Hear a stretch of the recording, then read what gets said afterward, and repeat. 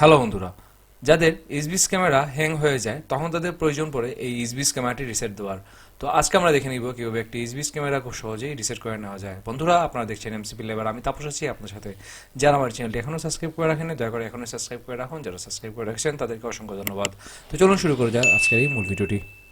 Subscribe করে নিন MCP lab চ্যানেলটি আর পাশে থাকা বেল আইকনটি বাজিয়ে দিন সব নোটিফিকেশন সবার আগে পাওয়ার জন্য।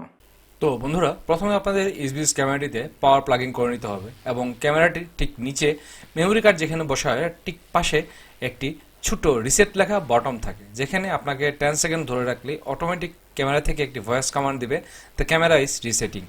তো রিসেট হওয়ার পর ক্যামেরাটি অটোমেটিক তার লেন্সটি নিচের দিকে মুভ করবে এবং মুভ করে 360 ডিগ্রি একটা মুভ করবে। মুভ করার পর অটোমেটিকলি আবার আপনার সামনে ক্যামেরাতে জ্বলা যে লাল লাইটটি সেটি বন্ধ হয়ে গিয়ে নীল লাইটটি জ্বলে উঠবে। তখনই বুঝবেন যে আপনার এই ক্যামেরাটি রিসেট হয়ে গিয়েছে। যদি এই ক্যামেরাটি এইভাবে রিসেট না হয় তাহলে অবশ্যই আপনার মাথায় রাখতে হবে যে আপনার যে চার্জিং কেবলটি আপনারা লাগিয়েছিলেন, দ্যাটস মিন আপনার যে ক্যামেরার অ্যাডাপ্টার লাগিয়েছিলেন সেটি যদি প্রপার কানেকশন না হয় তাহলে এই প্রবলেম করতে পারে। তো এখন হচ্ছে আমাদের এই ক্যামেরাটির কনফিগারেশনের পালা। আমি আপনাদের আবার দেখাচ্ছি। দেখুন, এখানে মেমোরি কার্ডের পাশে রিসেট নামে একটি বাটন থাকে।